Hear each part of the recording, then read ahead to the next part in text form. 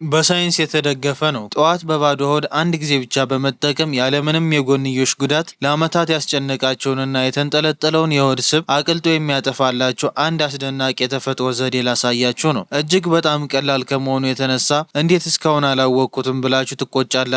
ግን አደራ፣ አብዛኛው ሰው ይህንን ነገር የሚጠቀመው በተሳሳተ መንገድ ነው። ትክክለኛውን አጠቃቀምና ውጤታማ የሆነውን መንገድ አሳያችኋለሁ። እውነታውን እንነጋገር። ብዙ ዳየት ሞክራችኋል። ሎሚ በሞቀ ውሃ ጠጥታችኋል። ምግብ ቀንሳችኋል። ላበላብ እስክትሆኑ ስፖርት ሰርታችኋል። ነገር ግን ሌላው የሰውነት ክፍላችሁ ሲቀንስ ቦርጫችሁ ግን ንቅንቅ አልል ብሏል። በዚህ የተነሳ ልብስ ሲጠባችሁ መበሳጨት፣ ፎቶ ስትነሱ ሆዳችሁን ወደ ውስጥ ስቦ ማስገባት፣ ቦርጫችሁን በቦርሳ መሸሸግና በራስ መተማመን ማጣት አድክሟችኋል። በመጨረሻም ተፈጥሮዬ ነው ወይንም የቤተሰብ ዘረመል ነው ብላችሁ ተስፋ ቆርጣችሁ ይሆናል። ዛሬ ግን ታላቅ የምስራች አለኝ። ውድ እንክብሎችን መግዛት ወይንም ጂም ገብቶ ብረት ማንሳት አያስፈልጋችሁም። መፍትሄው ጓዳችሁ ውስጥ የሚገኝ ርካሽና ኬሚካል የሌለው ተፈጥሯዊ ነገር ነው። ዋናው ሚስጥር ምን እንደምትጠቀሙ ሳይሆን እንዴትና መቼ እንደምትጠቀሙት ነው። ይህ በሳይንስ የተረጋገጠ ድካም የማይጠይቅና እጅግ ፈጣን የሆነ ውጤታማ ዘዴ ነው። ግን አንድ ትልቅ ቅድመ ሁኔታ አለ።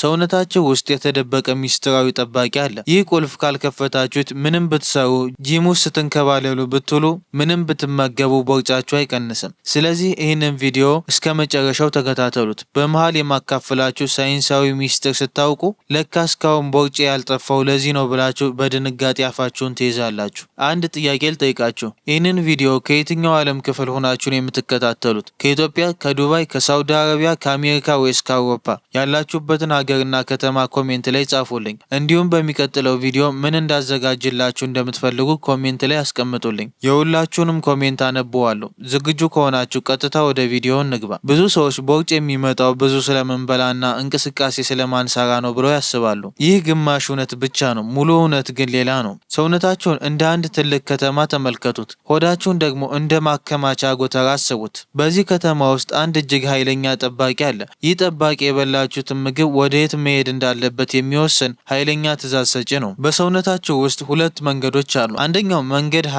የስብ ማከማቻ።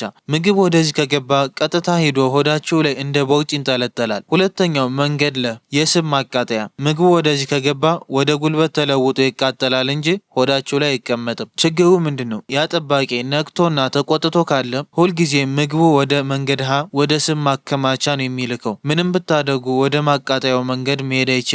ይህ ጠባቂ በሳይንሱ ዓለም ማን ይባላል? ኮርቲዞል ይባላል። ኮርቲዞል በሕክምና ዓለም የጭንቀት ሆርሞን በመባል ይታወቃል። ብዙዎቻችን ቦርጭ የሚመጣው ከምግብ ብቻ ይመስለናል። ነገር ግን በስራ ስትጨነቁ፣ እንቅልፍ ስታጡ፣ በኑሮ ውጥረት ውስጥ ስትሆኑ ወይንም የተበላሹ ምግቦችና ጣፋጭ ስትበሉ ይህ ጠባቂ ይነሳና ስራ ይጀምራል። የእሱ ትዕዛዝ አንድ ብቻ ነው። አደጋ አለ። ሰውነታችን ለመጠበቅ ሲባል ያገኘነውን ምግብ በሙሉ በቀጥታ ሆድ አካባቢ እንደ ስብ አከማች የሚል ትዕዛዝ ነው የሚሰጠው። ለዚህ ነው ብዙ ጊዜ እጅና እግራቸው ቀጭን ሆኖ ቦርጫቸው ብቻ የሚወጣው። ኮርቲዞል ነቅቶ ካለ ምንም ብትጾሙ ሰውነታቸው ስብ ማከማቸቱን አያቆምም። ኮርቲዞል ሲተኛ፣ ሲረጋጋ ሰውነታችሁ ተመልሶ የራሱን ስብ ማቃጠል ይጀምራል። ታዲያ መፍትሄው ምንድን ነው? ይህንን ኮርቲዞል የሚቀንስ የሚያረጋጋና የሚያስተኛ አንድ ጀግና ያስፈልገናል። ያ ጀግና ጓዳችሁ ውስጥ ተቀምጦ የተረሳው ተልባ ነው። ተልባ በውስጡ ኦሜጋ ስሪና ሊግናል የተባሉ ተፈጥሯዊ ጀግኖች ይዟል። ኦሜጋ ስሪ የኮርቲዞል መጠናቸውን በመቀነስ ጭንቀትንና የሰውነት እብጠትን ያጠፋል። ሊግናል መጥፎ ሆርሞኖችን ጠራርጎ ከሰውነት ያስወግዳል።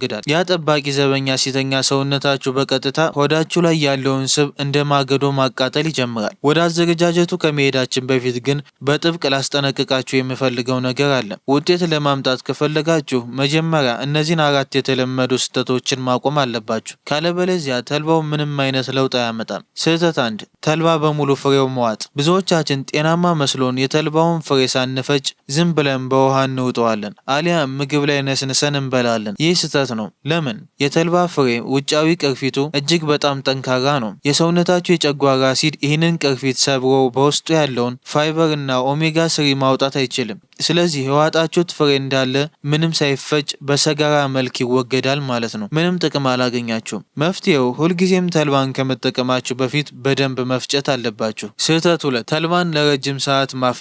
ይህ አብዛኛው የኢትዮጵያውያን እናቶች የሚሰሩት ስህተት ነው። ተልባ በውሃ ያንተከትኩታል። ይህ ትልቅ ስህተት ነው። አደራ ይህንን እንዳታደርጉ። ለምን? በተልባ ውስጥ ያለው ቦርጭ አቅላጭ የሆነው ኦሜጋ 3 ቅባት እጅግ በጣም ስስ ነው። ትንሽ ሙቀት ሲያገኝ ወዲያውኑ አቅሙ ይቀንሳል፣ ይበላሻል። የሞተና የተቀቀለ ተልባ ከጠጣችሁ ዋጋ የለውም፣ ጥቅሙን ገላችሁታል ማለት ነው። ስህተት 3 በቂ ውሃ ለመጠጣት። ተልባ ጀመርኩ ነገር ግን ሆድ ድርቀት አመጣብኝ የሚሉ ሰዎችን ሰምታችሁ ታውቃላችሁ። ቅድም እንዳልኳችሁ ተልባ በውስጡ ከፍተኛ የሆነ ፋይበር አለው። ፋይበር ደግሞ ውሃ ወዳጅ ነው። ሆዳቸው ውስጥ ገብቶ ውሃ ካላገኘ እንደ ድንጋይ ይደርቅና አንጀታቸውን ይዘጋዋል። ቦርጫችሁን ከማጥፋት ይልቅ ሆዳችሁ እንዲነፋና በጋዝ እንዲሞላ ያደርጋል።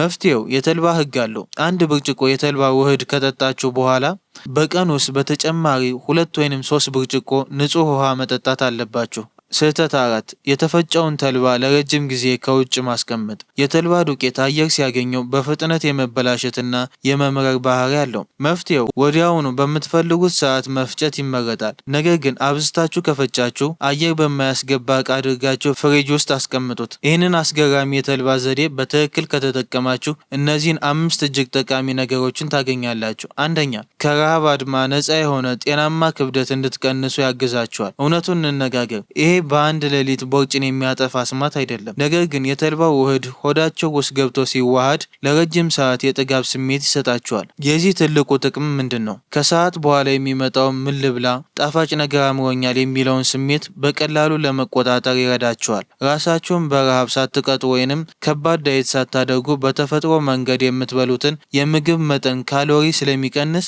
ሰውነታችሁ ጤናማ በሆነ መንገድ ክብደት እንዲቀንስ እና ሆዳችሁ ቅርጽ እንዲስተካከል ትልቅ ድጋፍ ያደርጋል። ሁለተኛ የደም ውስጥ ስኳርን ማረጋጋት። በተልባ ውስጥ ያለው እጅግ ከፍተኛ ፋይበር የበላችሁትን ምግብ በፍጥነት ወደ ደም እንዳይቀላቀል ስለሚገታው የደም ውስጥ የስኳር መጠናችሁ የተረጋጋ ይሆናል። ይህ ደግሞ ለስኳር በሽታ ተጋላጭነትን ከመቀነሱም ባሻገር የሆርሞን መዛባትን ያስተካክላል። ሶስተኛ የሆድ መነፋት፣ የጋዝና የድርቀት ችግርን በዘላቂነት ያጠፋል። ተልባ በፈጠረው ሙሲሌጅ ውህድ አማካኝነት አንጀታችሁን ሙሉ በሙሉ ያጸዳል። ጠዋት ከእንቅልፋችሁ ስትነሱ ሆዳችሁ ተነፍቶ አብጦና ከብዶ መነሳቱ ቀርቶ እጅግ በጣም ቀለል ብላችሁና ሆዳችሁ ባዶ ሆኖ በምቾት ትነቃላችሁ። የምግብ መፈጨት ስርዓታቸውን ፍጹም ጤናማ ይሆናል። አራተኛ የተረጋጋ ሆርሞን፣ ጥልቅ እንቅልፍና የለሰለሰ ቆዳ ታገኛላችሁ። ኮርቲዞል የጭንቀት ሆርሞን ሲቀንስና ኦሜጋ 3 ሰውነታችሁን ሲሞላው አስገራሚ ውስጣዊ ሰላም ታገኛላችሁ። የጭንቀት ስሜታችሁ ይጠፋል። ማታ ጥልቅና ጣፋጭ እንቅልፍ ትተኛላችሁ። በተጨማሪም በተልባ ውስጥ ያለው ተፈጥሯዊ ዘይት ቆዳችሁን ከውስጥ ስለሚያድሰው ፊታችሁ የጠራ የለሰለሰ ወጣትነት የሚታይበትና የሚያበራ ይሆናል። አምስተኛ ቀኑን ሙሉ የሚቆይ ከፍተኛ ጉልበት ታገኛላችሁ። ከሰዓት በኋላ የሚመጣው ድካም፣ ቶሎ ማለክለክና ዝሎ መተኛት ታሪክ ይሆናል። ሰውነታችሁ ከስኳር ይልቅ ሆዳችሁ ላይ ያለውን የራሱን ስብ እያነሳ እንደ ማገዶ ስለሚጠቀምበት ቀኑን ሙሉ ንቁ፣ ደስተኛና በጉልበት የተሞላ ሰው ትሆናላችሁ። አሁን ዋናው መፍትሄ ላይ ደርሰናል። ቦርጫችሁን የሚያጠፋው አስማታዊ የተልባ ውህድ እንዴት እንደምታዘጋጁ ላሳያችሁ ነው። ይህንን ለማዘጋጀት 2 ምርጥ መንገዶች አሉ። ነገር ግን ተጠንቀቁ። አዘገጃጀቱ ላይ አንዲት ትንሽ ስህተት ከሰራችሁ ውህዱ ምንም ጥቅም ላይሰጥ ይችላል። ማስጠንቀቂያ፣ እርጉዝ የሆናችሁ የምታጠቡ እናቶች ወይንም ሌላ የጤና እክል ያለባችሁ ይህንን ከመጀመራችሁ በፊት ሐኪማችሁን ማማከር እንዳትረሱ። መንገድ 1 ሜታቦሊዝምን ለማፋጠን ያግዛል። ይህ ዘዴ እጅግ በጣም ቀላልና በየቀኑ ጠዋት በባዶ ሆድ ለመጠጣት አመቺ ነው። የሰውነታችሁ የስብ ማቃጠል ሂደት ሜታቦሊዝም ቀንም ሙሉ ንቁ እንዲሆን ያደርጋል። የሚያስፈልገው ነገር አንደኛ 1 የሾርባ ማንኪያ በደንብ የተፈጨ ንጹህ ተልባ፣ 2 1 ብርጭቆ ለብ ያለ ውሃ፣ በጭራሽ የፈላ ውሃ እንዳይሆን። ሶስተኛ ይሄ ግዴታ አይደለም፣ ግን ጣዕሙን ማስተካከል ከፈለጋችሁ የሎሚ ጭማቂ ወይንም 1 የሻይ ማንኪያ ማር ለጣዕም መጠቀም ትችላላችሁ። ደረጃ በደረጃ አዘገጃጀት እንደዚህ ነው። ደረጃ 1 የሾርባ ማንኪያ የተፈጨ ተልባ በንጹህ ብርጭቆ ውስጥ አድርጉ። ደረጃ 2 በላዩ ላይ 1 ብርጭቆ ለብ ያለ ውሃ ጨምሩበት። ደረጃ 3 በማንኪያ በደንብ አማስሉት፣ አዋህዱት። ደረጃ 4 እጅግ ወሳኝ ደረጃ፣ ወዲያውኑ አትጠጡት። ከ2 እስከ 3 ደቂቃ ያህል ዝም ብላችሁ ተውት። በዚህ ጊዜ ተልባው ውሃውን መጥቶ ወፈር እንዲልና ፋይበሩ እንዲነቃቃ ያደርጋል። ደረጃ 5 ጠዋት ከእንቅልፋችሁ እንደተነሳችሁ ቁርስ ከመብላታችሁ ከ30 ደቂቃ በፊት ይህንን ውህድ ጠጡት። መንገድ 2 ለምግብ መፈጨትና ለቦርጭ ቅነሳ ያግዛል። ይህ ዘዴ ደግሞ የተልባውን ሙሲሌጅ ወይንም ወፍራም ጄል በከፍተኛ ሁኔታ እንዲወጣ ስለሚያደርግ የጨጓራ ጤናን ለመጠበቅና ለረጅም ሰዓት የጥጋብ ስሜት እንዲሰማችሁ ለማድረግ ፍቱን መድኃኒት ነው። የሚያስፈልጋችሁ ነገር አንደኛ አንድ የሾርባ ማንኪያ የተፈጨ ተልባ፣ 2 አንድ ብርጭቆ ሞቅ ያለ ንጹህ ውሃ። ደረጃ በደረጃ አዘገጃጀቱ እንደዚህ ነው። ደረጃ 1 ማታ ከመተኛታችሁ በፊት አንድ የሾርባ ማንኪያ የተፈጨውን ተልባ በብርጭቆ ውሃ ውስጥ ጨምሩበት። ደረጃ 2 በደንብ አማስሉትና የብርጭቆውን አፍ ከድናችሁ ተውት። ደረጃ 3 ሌሊቱን ሙሉ ዘፍዝፋችሁ ትደሩ። ደረጃ 4 ጠዋት ስትነሱ ውሃው ልስልስ ያለና ትንሽ የወፈረ ሆኖ ታገኙታላችሁ። ይህ ወፍራም ነገር ነው እንግዲህ ቦርጫችሁን የሚያጠፋው። ደረጃ 5 ጠዋት በባዶ ሆዳችሁ በደንብ አማስላችሁ ሙሉውን ጠጡት።